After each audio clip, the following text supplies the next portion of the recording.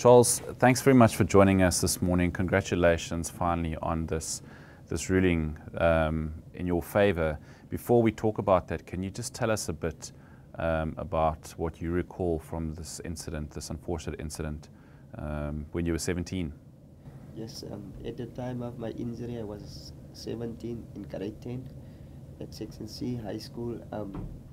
I was playing a rugby match for Mamara Rugby Club, and I was playing hooker, so it came that the scrum was collapsing, and unfortunately that it caused me the injury that I'm in this wheelchair today. Now, how did it change your life?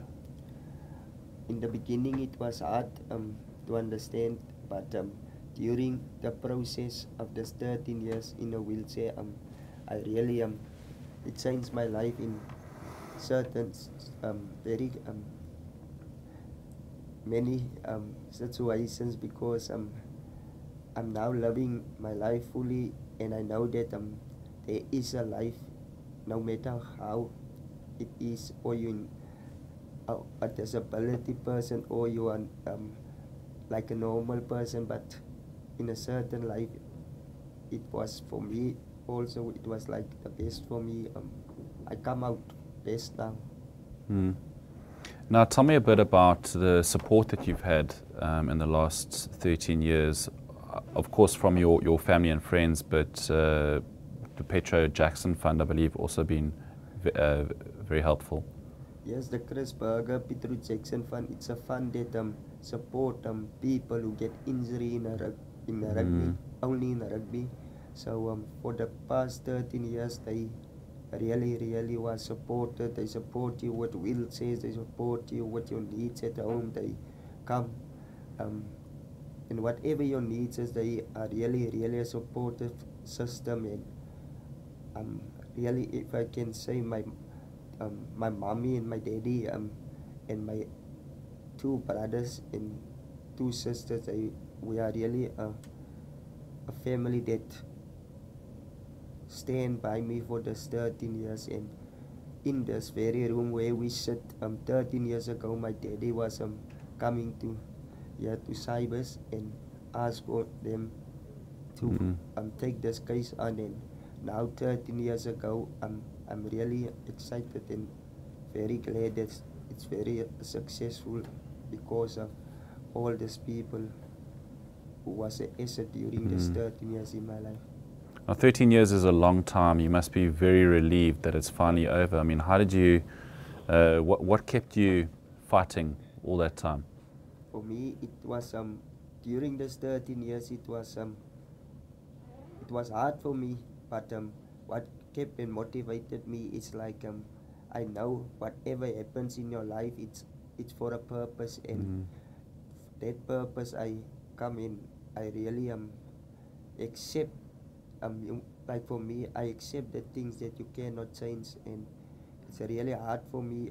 But the things that motivated me was to believe in myself and to know that there is an outcome at the end of the day. Now, you must also be an inspiration for other people that might have been through similar circumstances. I mean, rugby injuries, there seems to be a lot more focus on them these days. Yes, for me, it's like during this 13 years, it's for me like I want to stand like not for myself anymore. It's like for people who is in the similar position that me.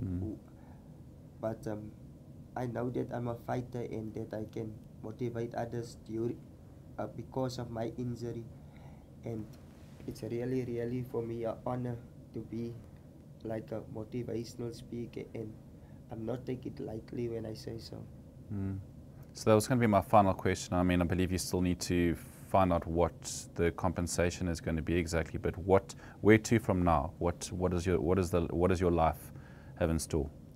Really, for me, my life now, from now on, it's for me gonna be because of my success in my case, and not because only of my case, but I know for me my life will be changing.